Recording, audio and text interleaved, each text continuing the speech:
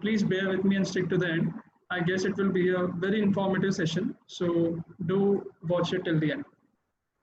So first of all, we'll be seeing what is the introduction of memory management, different kinds of memories which are present and how we manage them, why we manage them, what are the importance of different memory. Then we'll come to logical addresses, physical addresses, and address binding. We'll then discuss evolution of memory management. Then we'll go through statics and fixed size partitioning. The thing that I'm talking about right now, static or fixed size partitioning, and these all what follows is very important in case of memory management. This is actually the core of what we actually implement nowadays, a little hybrid version of these all. But it is very important that we learn all this static and fixed partitioning, dynamic or variable size partitioning, and page replacement algorithms. So with this motivation and a positive intent, let's move forward to the session. So first of all, let's see different types of storage present in our machines. So first of all, a general laptop or computer has registers. Registers are basically attached with our, it is attached with a CPU, and that's how it computes and does all the computation that it does and that he does. Any computation of multiplication, adding, and all are done using these registers. Then comes cache. Cache is the fastest memory present in our machine, although it is very costly as well. Main memory, which we also call RAM, as you all know, is very important component in the machine nowadays because we want faster access to everything. We want faster execution.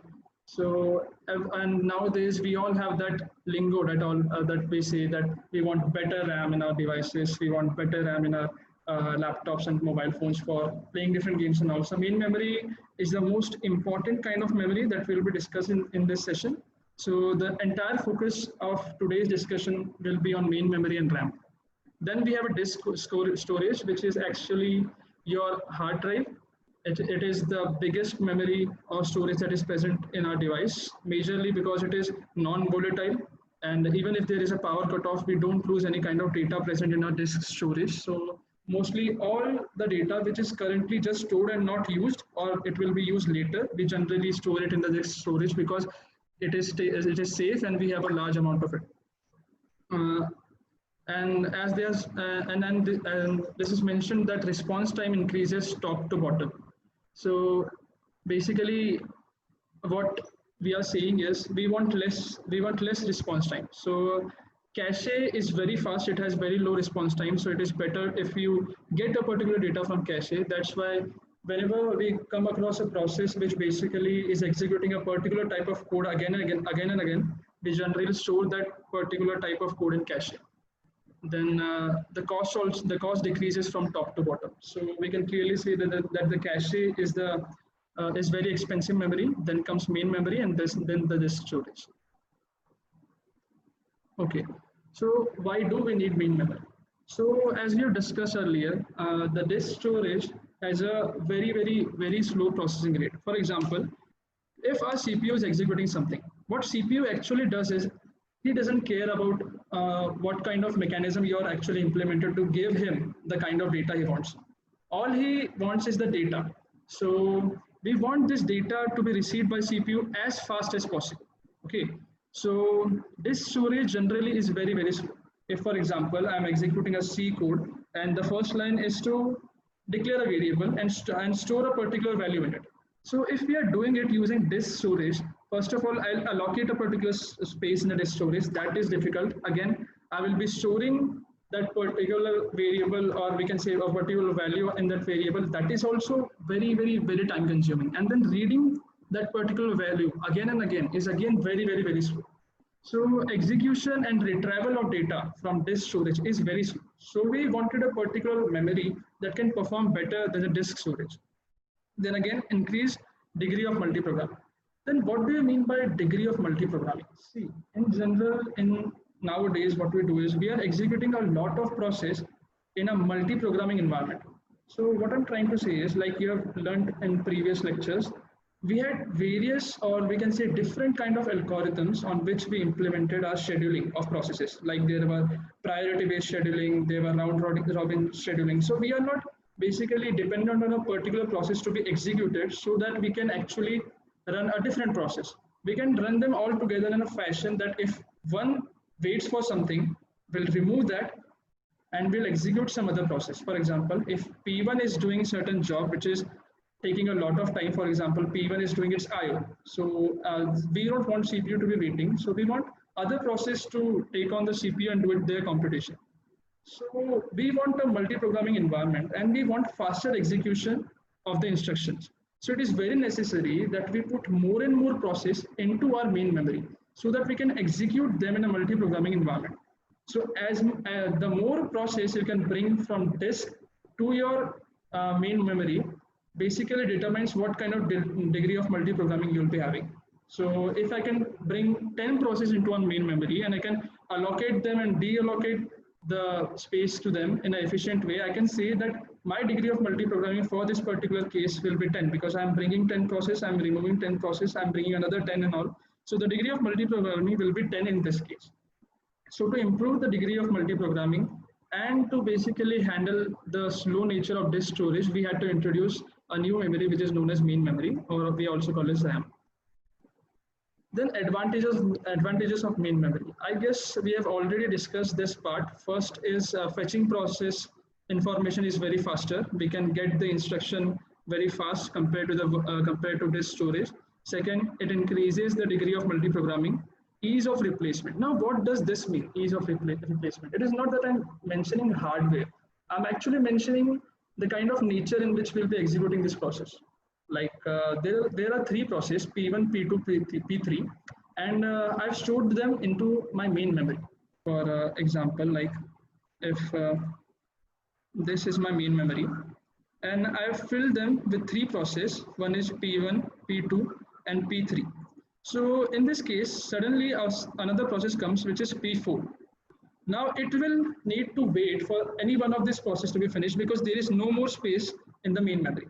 Assume this process gets completed. So our job is, first our job was to allocate this process to 2, and now our job is to deallocate it, and now allocate this space to 4.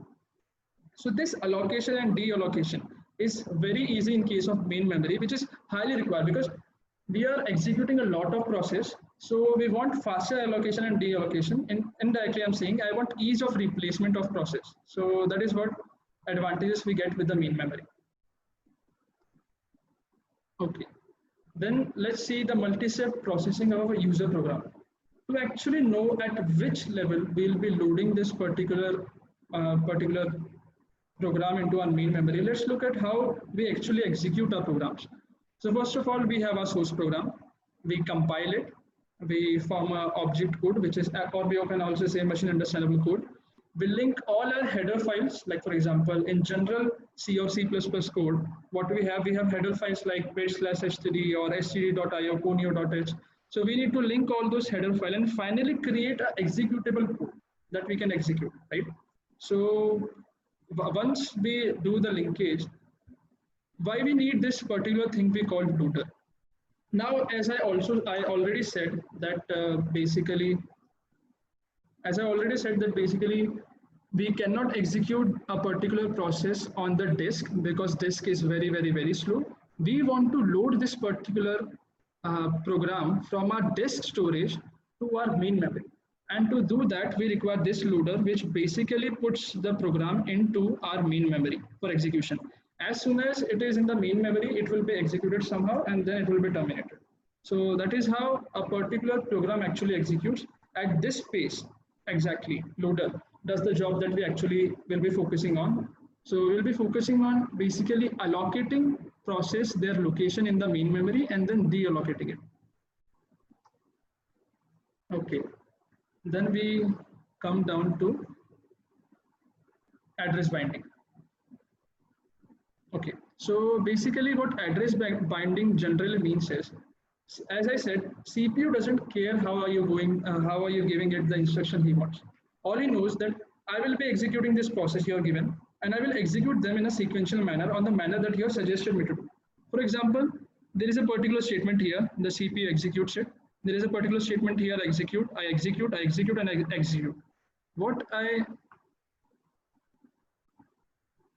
I basically do is I'm actually executing it in the sequential manner. But we cannot predict that this is how our program will be stored in our main memory. For example, this particular instruction can be stored in this location. This particular instruction might be stored in this location. This particular instruction might be stored in this location. So as I already said that CPU doesn't care how you have allocated space to this particular program. What it actually cares is just give me that particular instruction that I'm wanting. So this is how our actual program looks like. These are the instructions 00001, 002, and I need to bind them with their physical addresses. For example, if CPU asks, I want 002 instruction, so there must be some kind of mechanism here that will tell me where is that particular instruction residing in the main memory, right? There should be some kind of mechanism here that will tell me what is the location of this particular instruction in the main memory. And for doing that we have a particular management system. We call it memory management unit, which we'll be studying later. So that this is address binding. Address binding generally means that we are basically taking a program which is actually sequential in manner, storing them in a physical memory, and then binding it with certain things like reallocating it in a particular manner. Like for example, in this case we discussed that 002 was present as this location, 001 was binded with this location, and 000 was binded with this particular location here. So this thing of actually binding our actual code with the physical addresses present is known as address binding. Then we come to logical and physical addresses in operating system. Well, logical address is generated by CPU while a program is running. The logical addresses is virtual addresses as it does not exist physically. Therefore, it is also known as virtual addresses. Basically, what it means is that, as I've said before, CPU doesn't care how you're giving it this instruction. What he actually knows is the instruction are in a sequential manner. I need to actually execute 001 after 00, then 002, 003, 004, and then this instruction right here tells me to go back to 002. So we can assume in this scenario that this particular number are logical addresses, because these are the addresses that CPU refers while he wants the particular instruction. Whereas when we basically maps it to the physical addresses, these are the actual location where that instruction is present. And these are known as physical addresses of that particular instruction. Like for this instruction, its logical address is 005 and its physical address is, in this case, if I say that it is present right here, then this will be its physical address. So what physical address is? It identifies a physical location of required data in our memory. The user never directly deals with the physical address but can access by it corresponding logical address. So first of all, as we have said, it is an actual address in our memory. Okay, so and this is a virtual address generated by CPU just to tell that I want a certain kind of instruction. And it is our job to basically map it from this logical address to this physical address using some kind of mechanism in between, which we call memory management unit. So this is our memory management unit. Quite simple, right? We have a logical address which CPU will be generating while executing the code. We get a logical address. We have a relocation register, or you can also call it memory management unit. We basically see, okay, for this kind of process, assume that CPU is currently executing process P1. We know that for P1, the reallocation register is this. What is here? What is happening is we get a logical address, we do certain kind of computation here, and we generate a physical address. For example, for an instruction that was placed at location 346 is actually mapped in physical address with the physical memory with the address of 14, 34, and 6. This is its actual address in the memory, although this is a virtual or logical address that CPU used to tell us which kind of instruction he wants. So I think this part is pretty clear. Then we come to different types of binding. So now if I'll recall, binding is basically putting our code into physical memory and bind it with the addresses that we have, like physical addresses, right? We'll be generating a particular logical address, we'll map it with a physical address.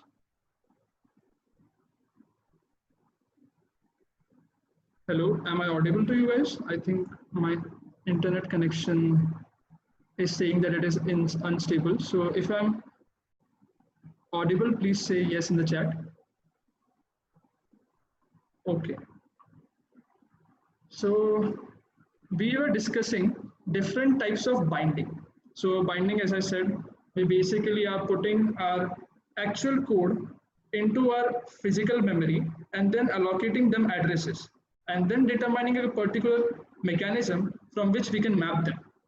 So how are we actually performing it? How, when will I decide that using what kind of computation I will be determining where my particular program will be stored? Like for in this example recently that we did, I'll just clear it off.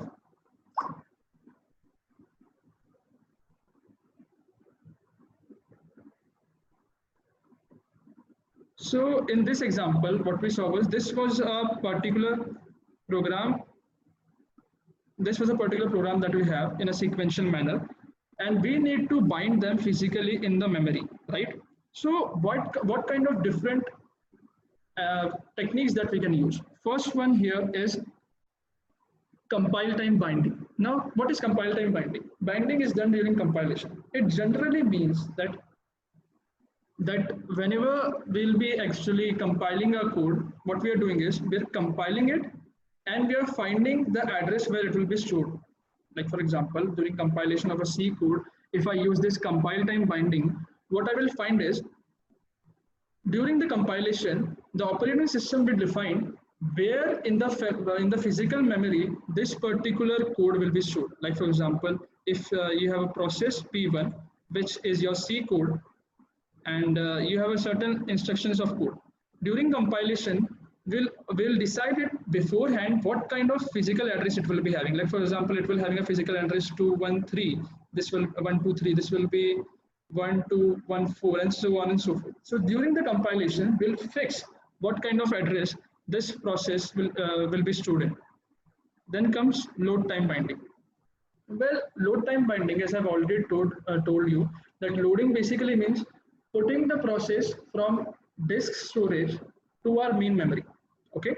So when we are basically called that, okay, I need to execute this particular process P1, bring it from the disk storage to the main memory. Whenever this message will be called, then only we'll be determining where I will be storing it.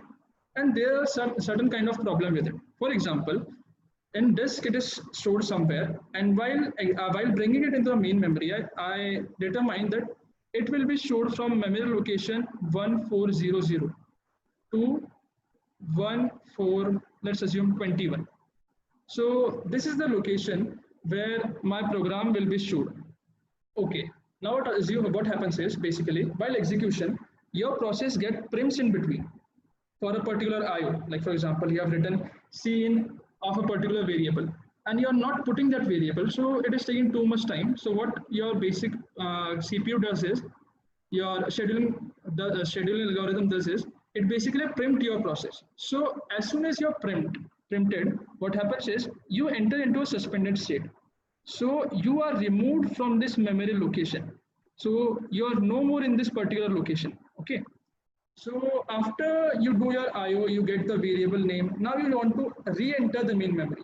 Now what is the problem is, initially when you entered, the position was clear. Like for example, if this was 14K and this location was 1421, initially it was empty. But now after you went for your IO operation, some other process has acquired the location. For example, there was a process is acquired this. There is a certain process PI which has acquired this location. So now you cannot basically re-enter at the same location, but during the load time, you have determined what kind of location you will be stored in. So you need to wait until there is an empty space from 1400 to 1421.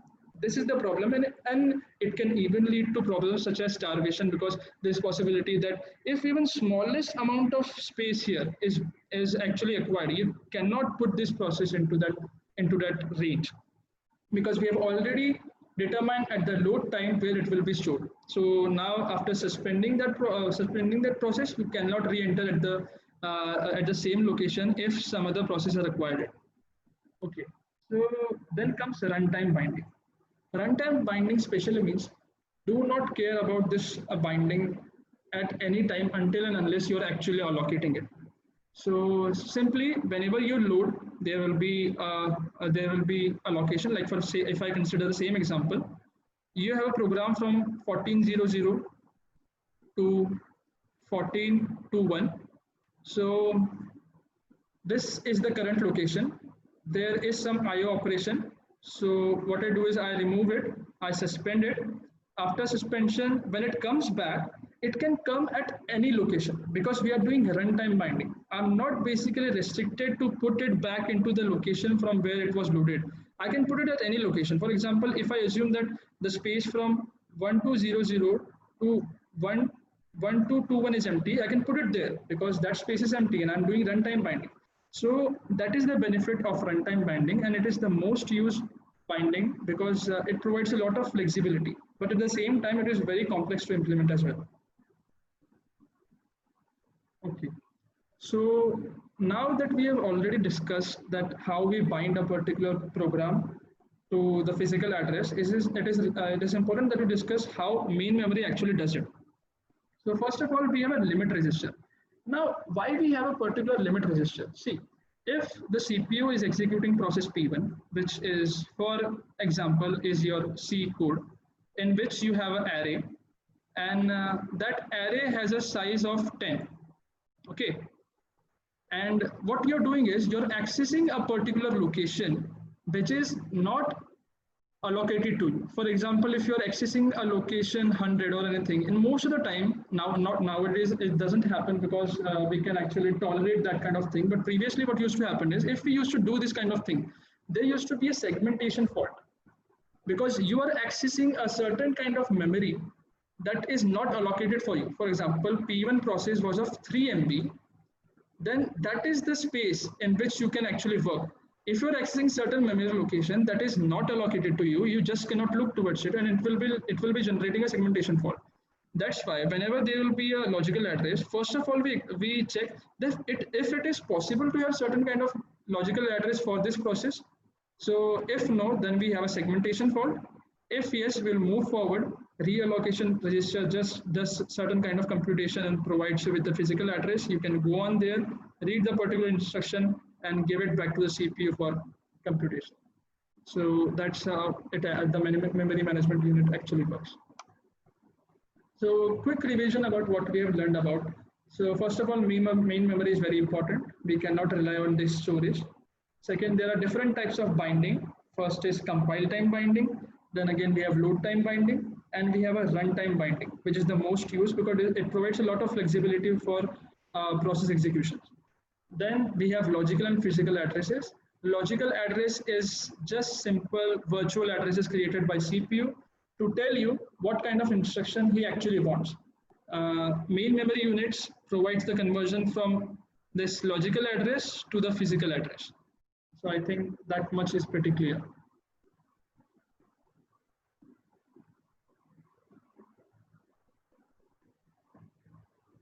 Then we have evolution of memory management. Now we are coming to the next section of this particular memory management, which is evolution of memory management. So now that you know that degree of multiprogramming increases if you increase the number of processes inside your main memory. So what our goal right now is to improve the number of processes that we are actually including in our RAM. So initially there used to be a single tasking system. It is a very basic system. It was used a long time ago. What basically we used to do is we used to have a particular operating system space in our RAM, and we only used to have one process in our main memory. For example, in this case, we can see that if process P1 is executing and P2 wants to execute as well, he needs to wait here until P1 executes it. He leaves it, then only we can actually enter this P2 here and all the processes after it. Whereas in multitasking system, and nowadays what we basically have is we have introduced a lot of processes into our main memory. So at the same time, there will be P1, there will be P2, there will be P3, and all of them will be executing one by one or in any fashion, like for example, in round robin fashion or shortest job first manner or anything, they'll be executing in that manner. So this has given a lot of flexibility and the efficiency of executing processes in our computer has increased a lot. A simple example can be considered like this. For example, if this was the system that that we would have implemented in current scenario, then assume that you are actually viewing a particular video on our laptop, and at the same time you're trying to minimize the video. You won't be able to do it. The reason, if the video is actually running, we cannot do any other process, any however small or however big. You just cannot do it. So if you're actually watching the video will run until and unless the picture or that particular video finishes before you can minimize or cancel it. So nowadays you can understand that there are so many processes that we execute at the same time. Like for example, we are downloading some stuff, we are clicking or opening a particular file, we are watching certain videos. There are a lot of processes that are executed in a multi-programming environment. So we want more and more process to be stored in our main memory or RAM. Okay. So now we come down to the memory allocation in multitasking system. So there are different ways in which we can allocate this main memory to different kinds of process. And I would not say that each one of them is better than the other. It depends what kind of operating system you are building, for what kind of machine that you are building. It depends on that. So there are two basic allocating system. First is static technique. Second is dynamic. In static, basically we'll be discussing, I'll be telling you what static basically means. There are two types: equal size of allocating memory and then unequal size of allocating memory. In dynamic, you have continuous and non-continuous, which includes paging, segmentation, and a lot of other things. Okay. So now we come down to static or fixed size partitioning technique. So now that I know that I need to improve the number of processes that I need to store in my main memory. The more process I store in my main memory, the better it is. So what it says, in this partitioning, a number of partitions non-overlapping in RAM is fixed, but the size of each partition may or may not be same.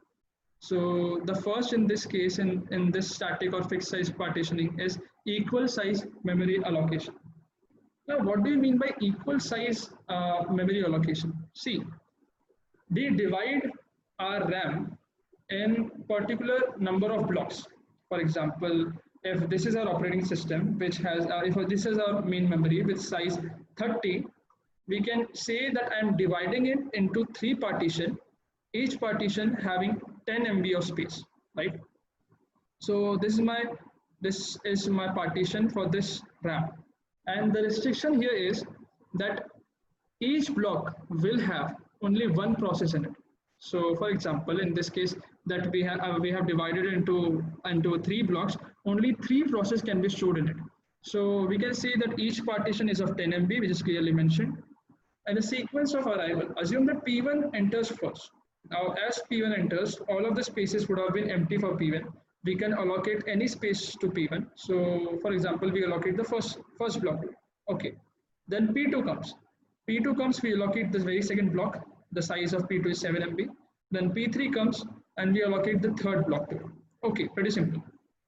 But if you'll see the size of the process that are actually entering and the block size that we are having, we can clearly see that the block size actually is 10 MB. The process is smaller than 10 MB itself.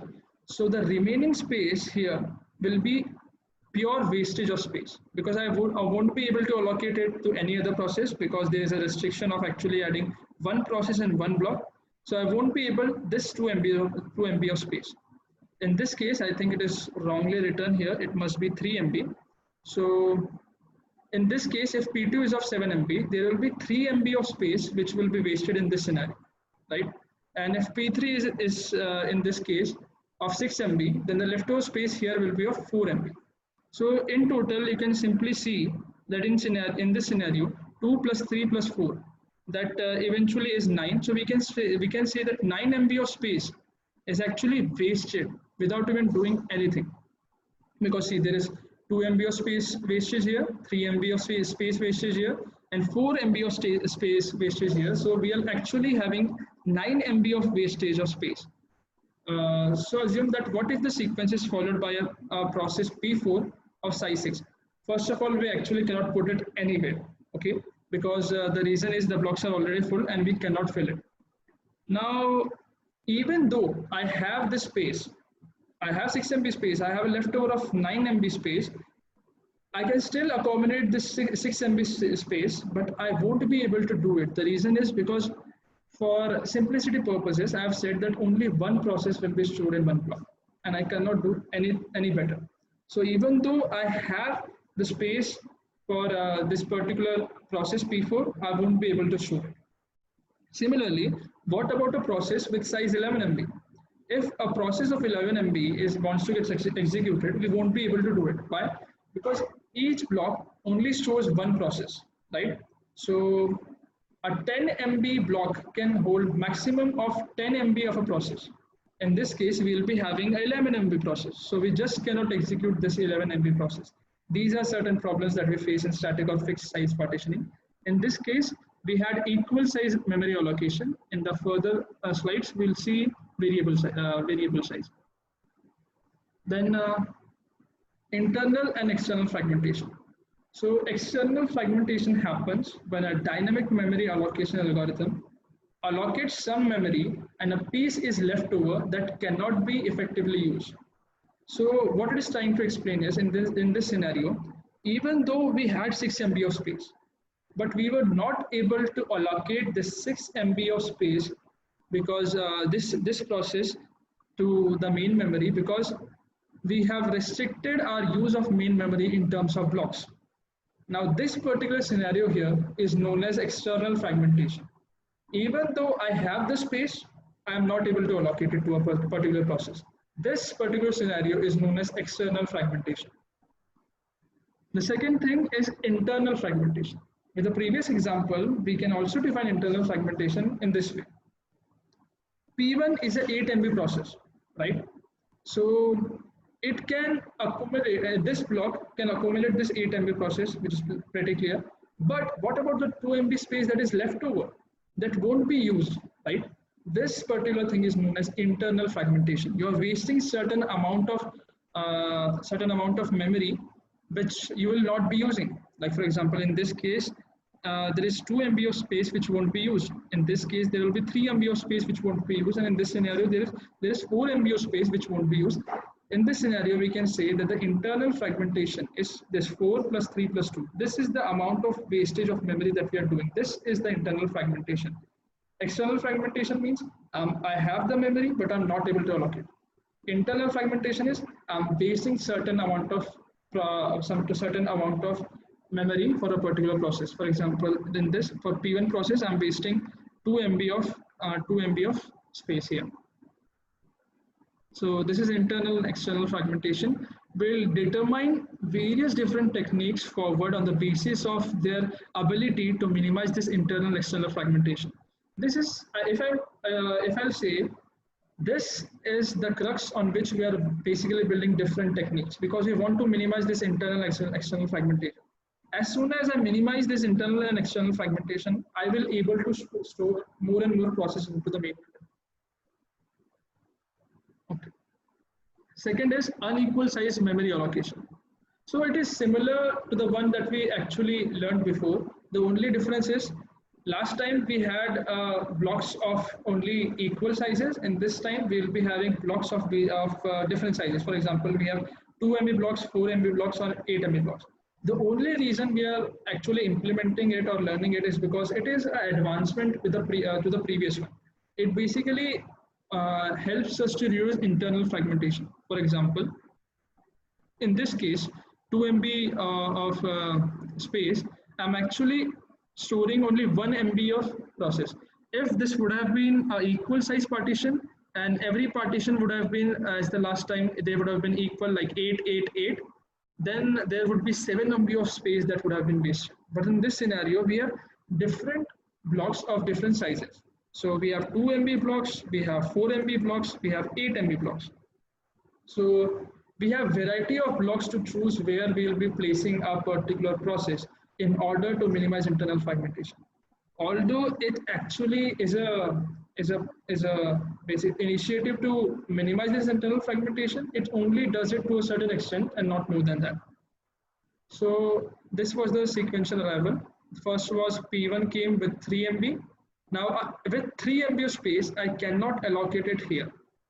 So I'm allocating it here in this location, right? P1 goes here. Then comes P2 of space 1 MB, we'll allocate it here. Then comes P3 of 7 MB and we'll allocate it respectively here. So what if the sequence is followed by P4, which is of having 3 MB space? So in this scenario also, we saw that there is internal fragmentation, which we have seen. We are wasting 1 MB space here, 1 MB space here, and 1 MB space here. What if a process P4 comes with 3 MB space, 3 MB size? Even though we can allocate this process in the memory, we won't be able to do it. Okay, and that is also we call external fragmentation. So we can clearly say that in the fixed size partitioning or static partitioning, there will always be internal and external fragmentation present. The more you try, even though you will able to reduce it, but it will still be there. So these are the advantages and disadvantages of fixed partitioning. First is the advantages. The advantages are, well, it is easy to implement. It is easy to search in this environment because we know that each process is present in the form of blocks. Then it has very little overhead to the OS for execution. Like I don't need to manage empty spaces, have different fancy data structures to manage them. So it is a lot easier to actually execute it. Then comes the disadvantages. Well, there is internal fragmentation. There will always be external fragmentation. Limit to process sizes. For example, if the maximum process or the blocks or the maximum size block that I'm having is of 10 MB size, then the maximum process I can hold is basically 10. I cannot hold a process of 11 MB size or 12 MB size or 12 MB size in this scenario. Then limitation on degree of multiprogramming. Why I'm saying that there is a limitation here? See, if I'm dividing the memory in a certain blocks and I'm saying that these in these blocks there will be only one process at once in a particular block. So at one instance, I can have the max number of blocks. For example, the blocks that I'm having, the blocks that I'm having is actually 10. Then what can be the maximum process that you can store in it? 10, right? So the degree of multiprogramming in this case will be maximum 10. What about if the process would be very small? Like for example, the process would have 1 MB. If we would have used any dynamic allocation technique, we could have saved, or we could have said that it would have been more than what we actually got. But in this scenario, as we have fixed the block size, I can say that we have limited the degree of multiprogramming. Okay, so I think there is a lot of discussion. So, okay, so we'll just move forward with our dynamic or variable partitioning technique. So what kind of problems we faced last time? First of all, we had internal fragmentation, we have external fragmentation, we had limits to our degree of multiprogramming. These are certain problems that we would like to solve with this particular scenario. So first of all, it is a part of continuous allocation technique. It is used to alleviate the problem faced by fixed partitioning. In contrast with the fixed partitioning, partitions are not made before the execution or during system configure. In this case, last time what we did is basically we divided the memory in terms of blocks. We did it before even actually executing a particular process or putting a particular process into our main memory. We decided that okay, our block size will be 10 anyhow. You bring a 2 MB process, 1 MB process, we don't care, we'll be dividing it in 10 MB spaces. So we did it beforehand, but in this dynamic or variable partitioning, we won't be doing it. So initially RAM is empty and partitions are made during the runtime according to the process's need instead of partitioning during system configure. I know this sounds a little fancy, but what it does generally means is find any space, find any continuous space in the memory and put it there. Don't look for a particular space of this and that. If you can fit the process in that particular location in continuous manner, just place it there. Okay. Then the size of partition will be equal to the incoming process. Now this is a very important point here, because we are saying that the size of partition that we'll be making on that particular instance will be equal to the incoming process. For example, this is our main memory. This part is full, this part is full, this is certain part which is full, and we are left with this and this. Okay, so if a particular process P1 comes with a very small size 1 MB, then all I need to do is I need to find 1 MB of space in our main memory. Either it may be here or anywhere. I will make a block of size 1 MB. This is my 1 MB. So can you guess what we'll be minimizing in this particular scenario? Simple thing, we won't be having any kind of internal fragmentation. Why? Because we are making blocks with the size of the process, so we won't be wasting any kind of space for any process. Okay, so the partition size varies according to the need of the process, so that the internal fragmentation can be avoided to ensure efficient utilization of RAM. Then we have number of partitions is RAM is not fixed, and the number of incoming process and main memory sizes. So what we are basically saying is we are not dividing the RAM into particular blocks, so we cannot actually predict how many processes can be stored at once. There can be more than 10 processes, there can be 20, 30 processes depending on the size. We can actually put any number of processes into it as far as you have space for them to actually be stored. So this is dynamic partitioning. So we can simply say that this is the sequence of execution. P1 comes, then comes P2, then comes P3, then P4. So we are allocating it in this manner. P1 comes, we allocate a general block to it without any extra space. P2 comes of 7 MB, we allocate 7 MB a space. P3 comes, we allocate P3. Then P4 comes and we allocate P4 a particular space. Is there any external fragmentation in this case? Well, just look at it. We are actually putting all the process in a certain block that actually perfectly fits. For example, in this case, P1 is stored in the block of 2 MB, P2 is stored in the block of 7 MB, P3 is stored in the block of 1 MB. So they are perfectly stored. So there is no chance of internal fragmentation. Then is there any external fragmentation? Well, see what. In the current scenario, P1 and P3 is actually executed. So I can say that this space is empty and this space in our main memory is empty. What if a process of 3 MB arrives in this scenario? We can clearly see that I have a 2 MB space left over here. I have a 1 MB space left over here, but still I won't be allocate this process in a continuous manner, because either there is 2 MB here or there is 1 MB here. So actually I won't be able to store this process anyhow, even though I have the space. I have 3 MB of space, but I won't be able to store this particular process. So external fragmentation is still possible in continuous dynamic allocation. Advantages and disadvantages. So advantages are there is no internal fragmentation, simple. There is no restriction on degree of multiprogramming. There can be a lot of programs that can be stored. There is no limitation on the size of process that we basically store. So there can be the maximum process that we can store is the size of our main memory itself, because we have dynamic partitioning in this case. Disadvantages, we have very difficult implementation because we need to maintain the spaces which are empty, which are not like a block. They are empty in a certain for a certain length and then fill, then empty, then fill. So we need to make sure that we actually implement it in a particular manner to minimize extra space.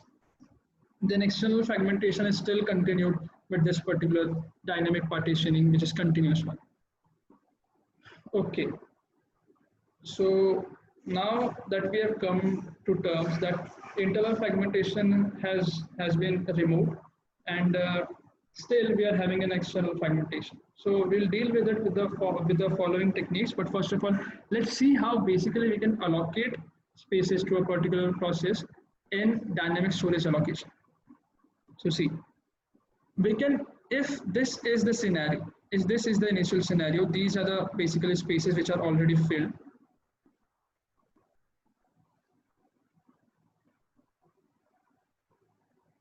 So these are the spaces which are actually filled, and we have these empty spaces.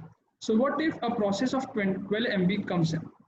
Well, you can store it in various locations. Like this can be one option, 14 MB. This can be one option, well, 19 KB because we have enough space here. This can be our option. So out of this three option, where will you store this 12 MB space?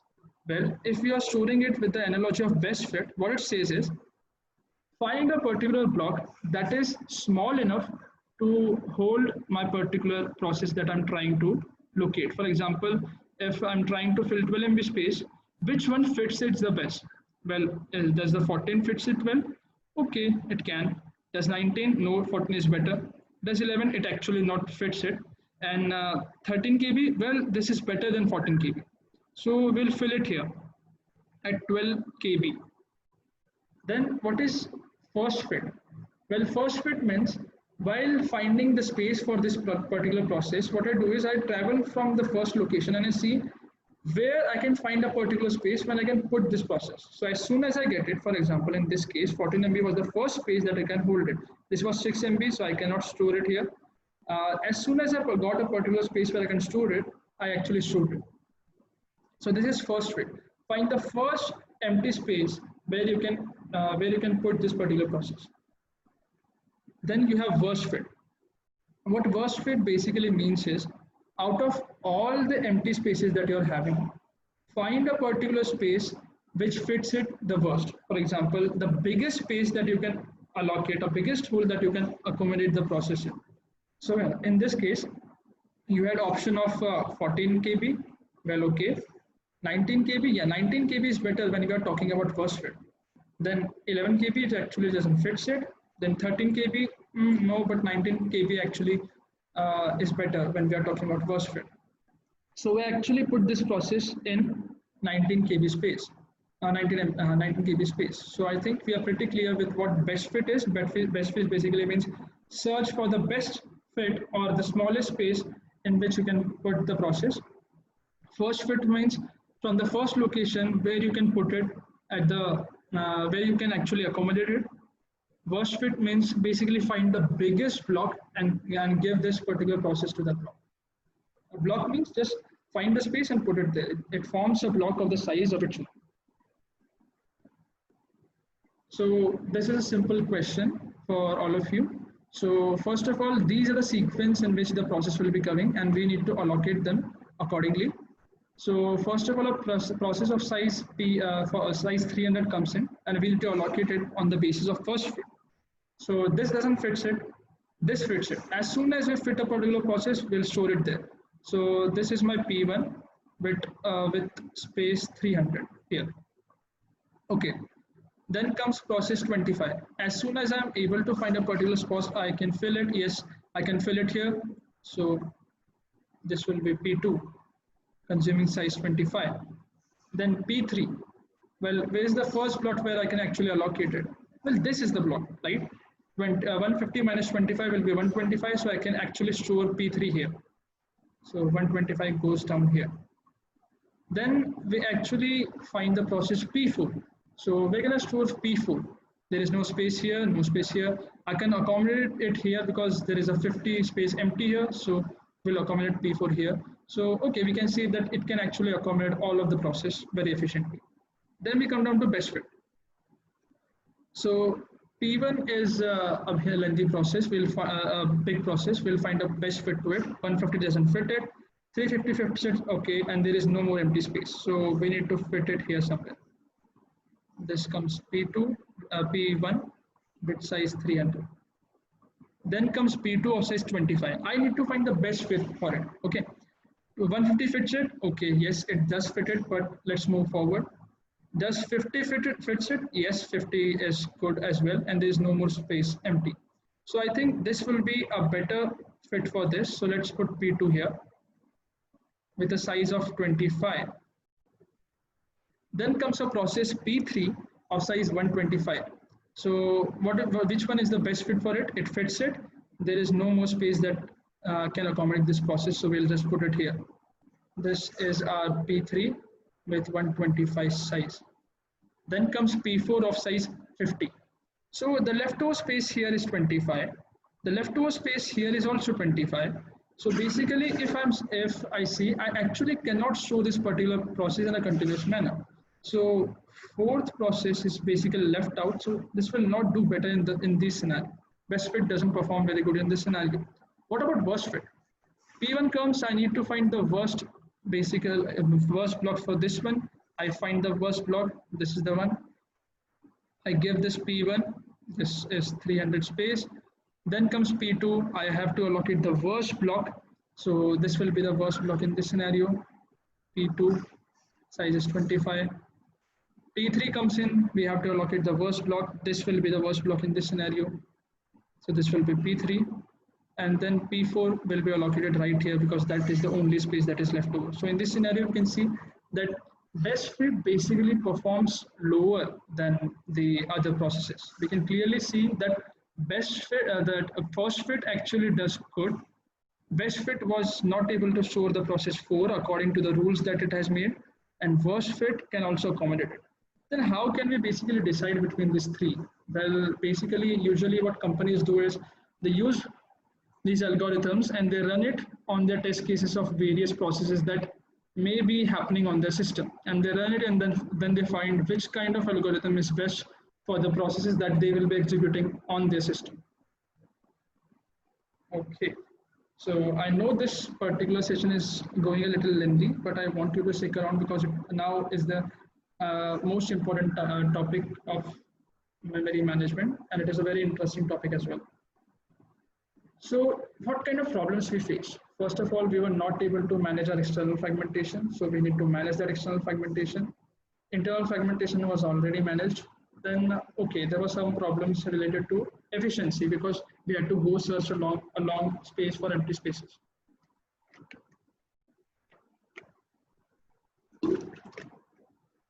Okay, so basically in this paging, what we do is, whenever we'll have a particular process, what we'll do is we'll divide that particular process in the form of pages.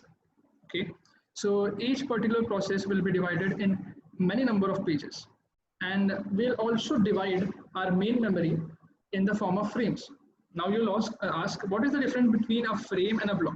See, we actually divided our main memory in the form of blocks because we wanted to store a particular process in that block.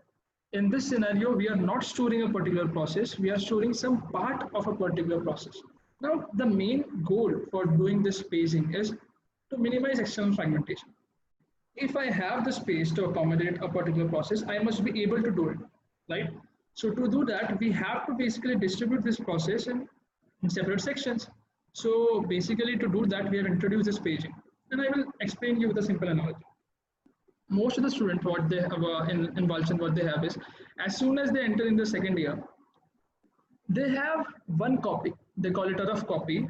And for any subject that you may go through, for example, any kind of data communication or any other subject, they write it in the same copy at any empty space they found. That's what actually we do as soon as we enter our second semester. So in our third semester. So what we basically do is we'll be writing every subject in the same, in any order. If I find a particular space empty, I'll write it. Who cares, right? So what kind of problem these people face is, on the day of examination, they are busy clicking photos of toppers' notes and all. So this particular thing is the solution for that problem too. If you can basically note where you have written a particular subject, you can actually efficiently find it. For example, if you are writing a subject, for example, consider data communication, you're writing it in a distributed manner. 2 pages of data communication followed by 2 pages of operating system, followed by 2 pages of some other subject, followed by 2 pages of drawing and all. So if I'm able to basically locate these pages, for example, consider that tomorrow is exam of, consider operating system. So I need to find where all the pages of operating system are in my book. So a simple way is to keep an index for each and every subject that you write, right? So basically what will be, so what we'll be doing is basically, we'll write anywhere in the book, but we'll keep an index for each and every subject, okay? So for each subject, I will know that page number 1 of this subject is present at this location of the book. Page number 2 of this subject is present at this location of the book, and so on and so forth. So if you can do that, then you can effectively use it, right? So as we have divided our main memory in the form of frames and our process in the size of pages, we can, there is another compulsion that the size of frame is equal to the size of pages. So with this, we'll move forward so that we can actually see how it actually looks.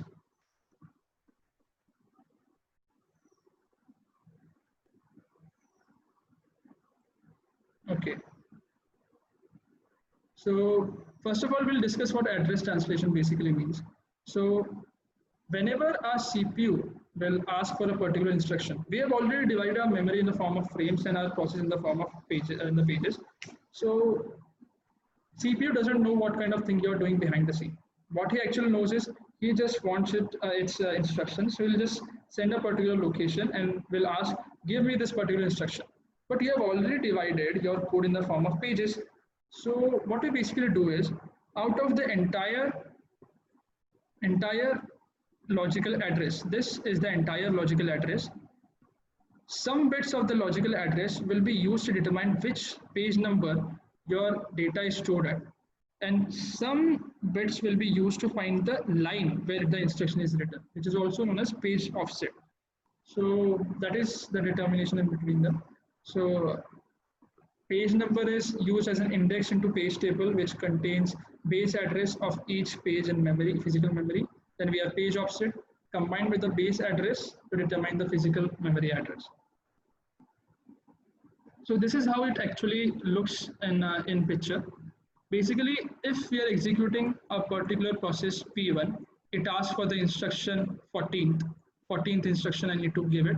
So our logical address will be accordingly, out of which some part will be used to determine which kind of page we are asking for, and some part will be used to find which line we are actually asking for.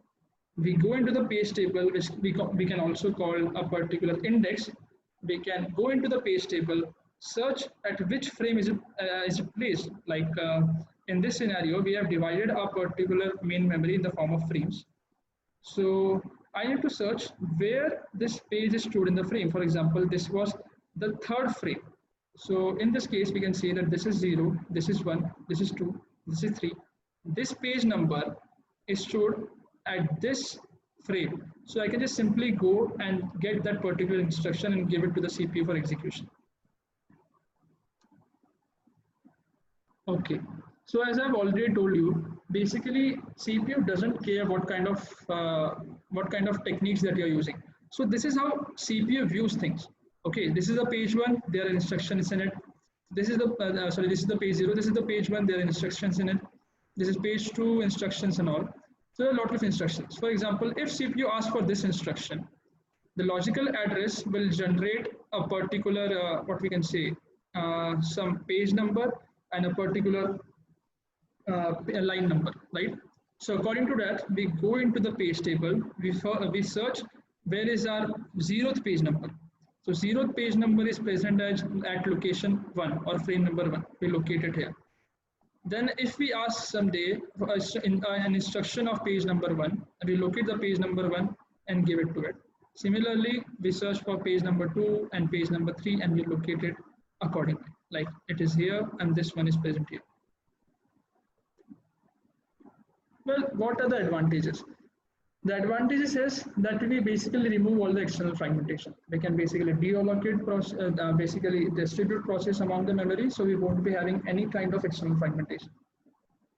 Data page frame can be scattered all over the physical memory, which is cleared. Allows demand paging and pre-paging. See, demand paging and pre-paging is something that we'll be looking forward in the further slides. Then we have disadvantages. What kind of disadvantages can we have with paging? Well, extra space overhead. See, the page table itself that we have made, like for example, in the analogy that we are considering for a book that had all the subjects, we had to maintain index for each and every subject, right?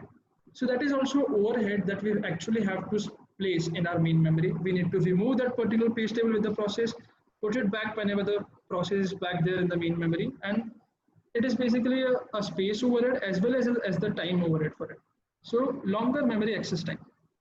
Well, why I'm saying longer memory access time is basically this space table that we are talking about is stored in the main memory itself. The process itself is stored in the main memory. So first of all, if I'm executing process P1, I want instruction 14. I realize 14th instruction is present at page number 3. So for that, first of all, I have to look in main memory for the page table. As soon as I get the page table, I will know at which frame it is located, right? So after that, I will again look into the main memory for the actual instruction. So in this case, if x is the amount of time that x is the amount of time for which I look into the main memory, or the time that is required to look inside the main memory, then first of all I'll be doing it for actually getting my page table, and then I'll be doing it again for actually accessing the data. So the total lookups that I'm doing is 2 times of x, or I can say that I'm doing 2 lookups. So the longer memory access page table lookups in internal fragmentation. There must be a simple question that should be there in your mind. If we are actually dividing our main memory in the form of frames, which is equal to the size of pages that the process we are dividing into, isn't there a possibility that there is internal fragmentation? Assume that each and every page is having 2 MB of size. Okay, and my process is of 3 MB. Then I'd have to divide them into 2 pages, one of size 2 MB, one of size 1 MB. So, but to maintain the frame and page equivalence, we have to maintain this extra one space which will actually do nothing. And this is nothing but internal fragmentation. So basically, the paging is most used technology nowadays, most used technique for actually managing memory, but we can improve it even better using multi-level paging, which basically means that, for example, we develop an index for it, right? We'll develop an index for index itself. So there is another index for your index, and then there is another index for that index as well, to minimize your searching to the next level, right? For example, we can move in 2 directions, from here to here, from here and here. So we are basically reducing our search space. So that is one thing that we can do. Then again, we can use TLB. What is TLB? We'll just discuss in a very short time.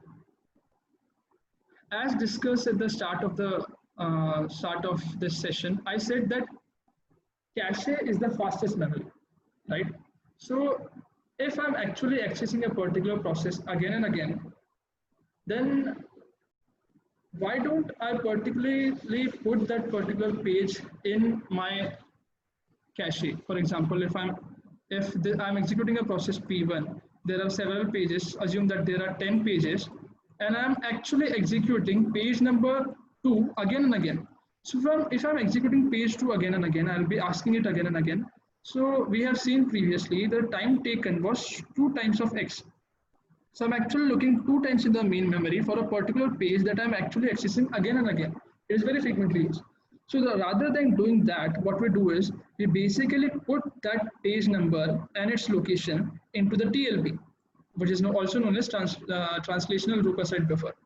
So basically, if I'm searching again for page number 2, rather than searching in the page table, what it will do is it will first search this particular page in the TLB. If it is found, then the time taken for searching is TLB is T of TLB. Plus, as soon as I get what kind of frame it is located in, I'll just go into the main memory and look at it. So it is the time looked into the main memory. This is the time taken for a particular page to be found in case of TLB, if it is found in the TLB. So compared to this 2x, this is very, very, very slow. So this is a particular way by which we can improve it. Like for example, we have a logical address, we divide it into page number and page offset, which is also known as line number. We go into the TLB, we search if this page is available. If this page is available, we directly go inside the main memory and access it. If it is not present, TLB is missed, then we'll go on to the page number, find the frame, and then go into the main memory. So it will take the T of TLB plus 2x of time. Okay, then we'll talk about inverted paging. So it is the same analogy of paging, but rather than having a different index or a different page table for each and every process, what we'll be having is we'll be having a common page table for all the process. Simple. It is just that, nothing different. So nothing different. So what we are having is in our page table this time, we'll be having the process ID and the page number, and the offset is as it is because the line number doesn't change. So in this case we can say that this is frame number 0 1 2 3. So if I want, if the logical address says this, that I am searching for process pi, page number this p, line number this. So what I'll do is I search this process ID into it and the page number. As soon as I'll get it, I know it is present as frame number 3, right? So I'll just go into the frame number 3 and I will get the data.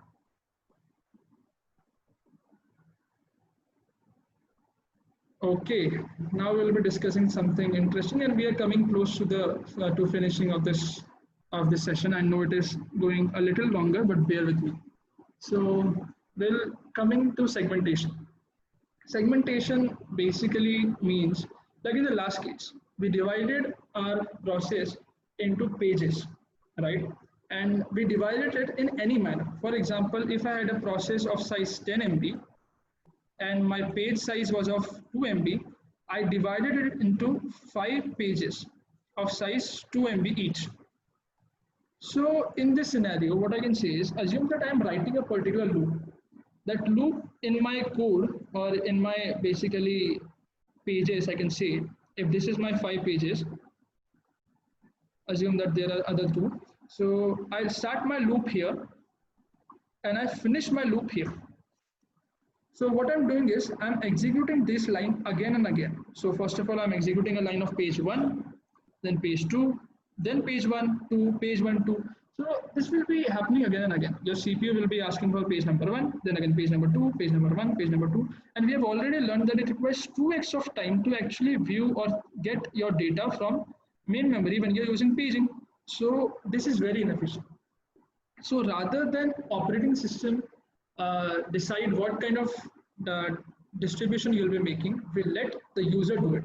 Like for example, if I know that there is a loop between this and this, so rather than dividing it in this fashion, what I will do is, like for example, it starts from 1 and ends at 10.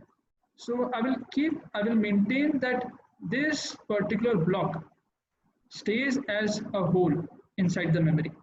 Okay, I don't want any kind of distribution between them, because then again you will be searching for this location, then this location again, then this location again, then this location again. So rather than doing it, place it in a continuous manner. And to let user do that, we have introduced this segmentation. In operating system, segmentation is a memory management technique in which the memory is divided into variable size parts. Each part is known as segment. Like for example, I've introduced in this example, this will be a particular segment of any size. Like for example, it can be 3 MB and the other segment can be of 5 MB. It is not necessary that each segment must be of same size. So a program is allocated as a collection of segments. A segment is logical units such as main program, procedure, functions, method, and array. Like for example, if we are going to access certain things again and again in a continuous manner, we don't want it to be actually spread across the memory, right? Like for example, if there is a structured program that you have write, there is a structure, so you want that to be stored in a continuous fashion rather than stored in distributed manner. So what I can do is I can make a segment of the structure, I can make a segment of my main program, I can make a segment of all the functions that I'm using it, so on and so forth. That is the basic logic that we've introduced in segmentation. Rather than operating system deciding what kind of partition we are making and what kind of partition he'll be making, we are the ones who will be deciding what kind of segments we want. So just like we had page table in paging, we had segment table in segmentation. So in this case, we don't have line number. We basically have limit. Base means where it is found initially and until where it is continuing, right? So we'll be giving from the base table a particular base and a particular limit until which we need to read it. So if this is the CPU, then we can clearly see that from the logical address, we'll be determining two things. One is the segment that we want, and other is the limit that we have. Okay, so we'll go into the segment table, match it with this, and find the limit and the base of this particular instruction that the CPU is inquiring for. We just go into the particular section. This will be the base, and we'll go until the limit is reached. This will be our limit. For example, in this scenario, if the base was 10K location and the limit was what we can say, let's assume 5K. So we will be reading from 10K location to 15K location.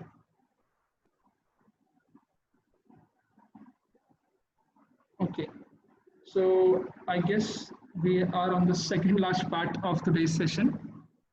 So please bear with me and continue listening. So this we have is demand paging. What demand paging basically means, rather than loading the entire process into the memory, why don't we actually just leave it to the CPU? Whenever you'll ask something, we'll give it right then and there. So in this, what we do is we do less I/O needed, because see, if you are not actually inputting all the values from disk to the main memory, there is less conversion, or we can say less transfer of data. Whenever CPU will ask something, we'll give it to him. Then there is less memory needed, because for example process 2 is of 10 MB and the required part is only 2 MB, then I will only load this 2 MB of space rather than this entire 10 MB.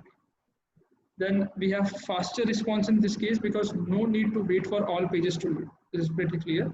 And we can actually import more processes in this case.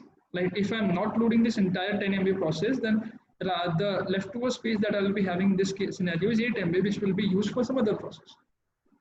Okay, so I hope that you now understand the analogy, that I will only be loading a particular page whenever I'll require it. So first of all, what I'll be doing is, if process P is executing, it asks for page number 10.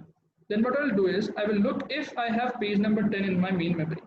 If I have it, good. If I don't have it, I need to basically swap it from the disk to my main memory. And this particular scenario is known as page fault.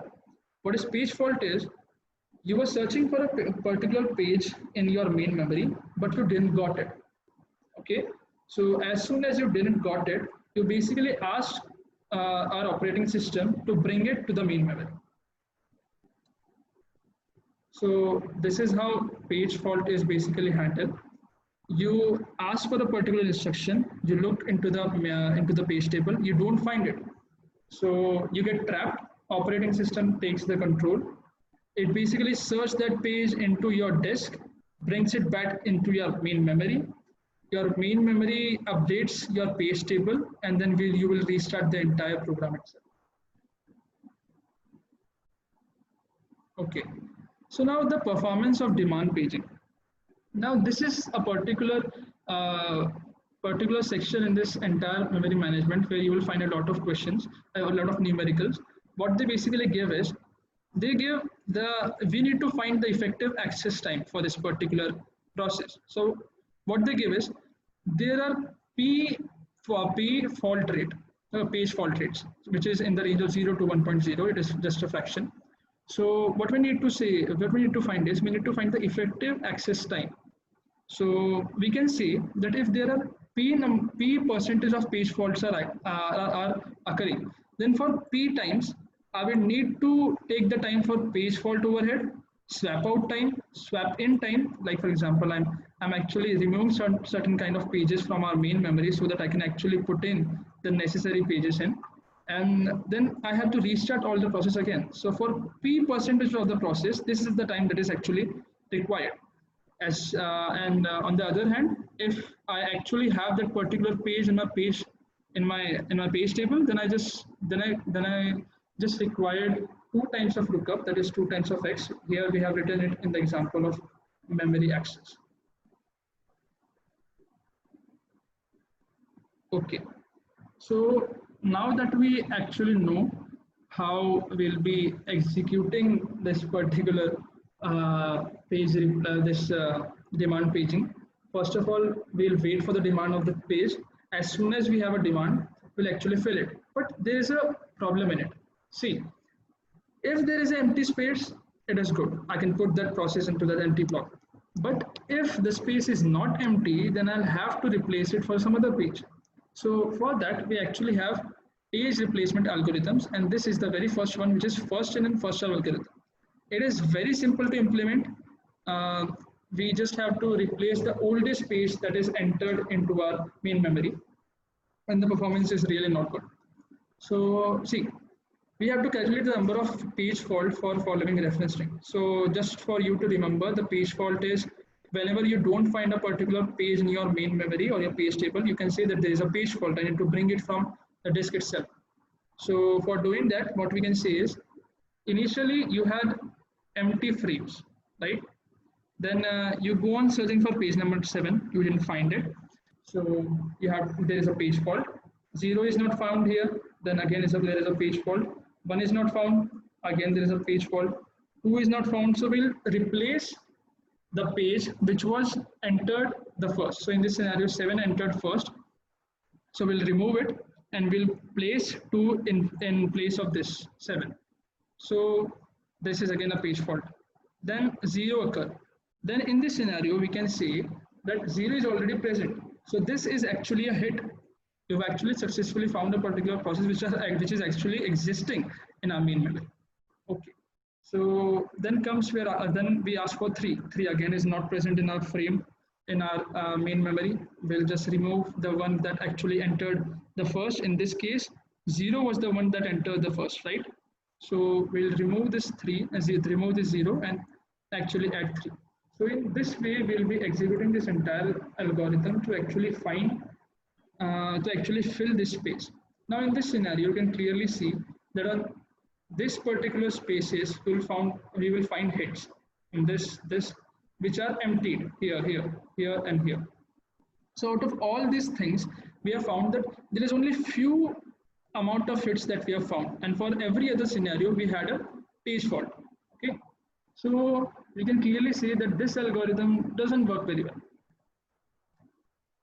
Then we go down to optimal page replacement algorithm. This has been proved by experimental and by a lot of testing that it is having very good efficiency as well as very lowest page fault. The result will be quite evident in this case. First of all, what we do in this scenario is whenever we don't find a particular page in our memory and we come across a scenario where we have to swap this process for these frames, so or these pages. So what I will do is I'll go in front, okay, and I'll search for a particular page that is stored in my frame which will not be used for a long time. Like for example, let's consider this. So initially we had empty frame table. Then we actually got 7. We didn't had 7, so we got it. We didn't had 0, we got it. We didn't had 1, we got it. Now we don't even have 2, but there is no more space to actually put it there. So what I'm going to do is basically swap some process. So swap some pages. So for doing it, what I basically do is I search in this direction and I found which process is not required, which page is not required for a longer distance. For example, in this scenario, I have 7, 0, and 1. 0 is recently required, 1 is also required here, and 7 is the one which is required at a very long period of time. So what I'll do is I replace 7 here. So I'll replace 7 with 2. So this is how we are going to execute this kind of algorithm, and we can generally see that if we actually replace the one which won't be used in current scenario after a few what we can say few executions, we won't be making more number of page faults, right? So in this case, we can clearly see this particular one was a hit. This was again a hit. Again, this was a hit. This was also a hit. This was also a hit. This was also a hit. This definitely was a hit. This is also a hit. This is also a hit, and this is also a hit. So in this scenario, we can clearly see that all this all this hits are there which are more than the previous one initially. Like in this scenario, we had very few hits, and in this one we have a lot of hits, right? So this is the most optimal page replacement algorithm. Okay, so after a long journey, I will tell you that this is the last slide of today's session. Most probably the last. There is just one more that you need to see, or two more you have to see. So just bear with me. So this is the least recently used, or LRU algorithm for page replacement. So first of all, the page has not been used. We will just replace the page which is not being used in the initial time. We'll be looking in the backward direction in this case. Like for example, 7 was not in the main memory. We put it. 0 was not. We put it. 1 was not. We put it. Now 2 is not in the frame. I mean in the main memory, but we need to put it. But I need to do some kind of swapping here, right? So which one to swap?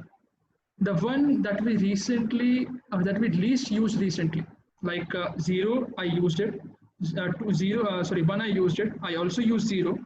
So 7 is the one that was least, that you can say that is least recently used. So what I will do is I will swap this 7 by 2. 2, so I can see that 0 is already present, so this is a hit.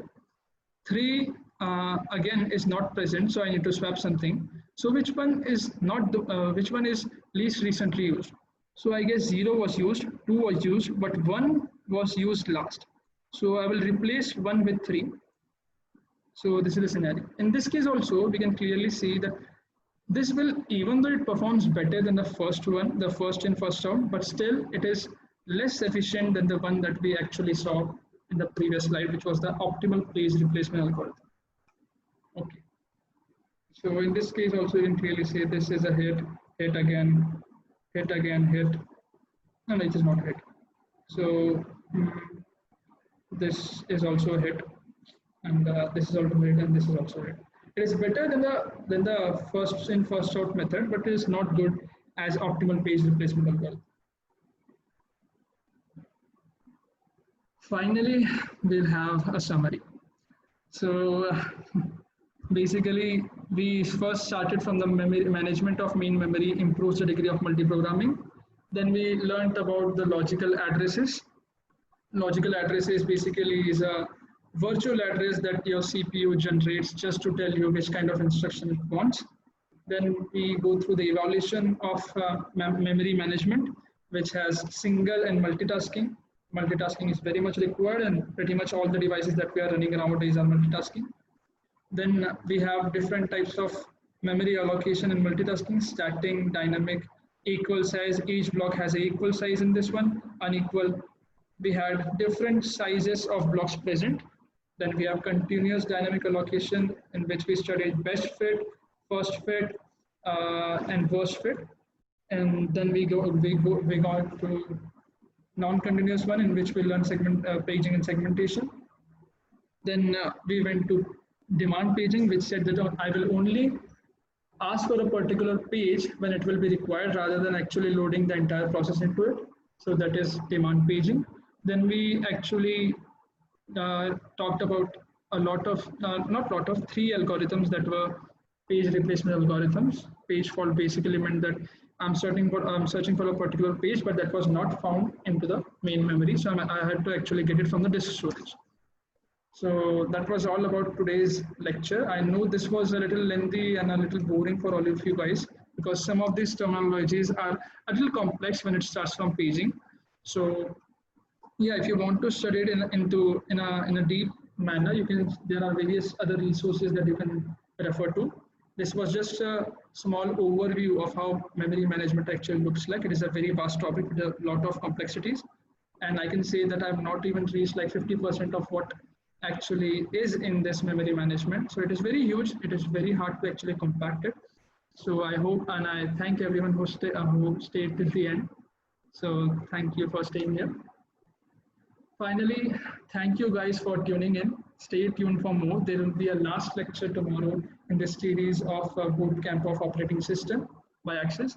So stay tuned and thank you for actually coming.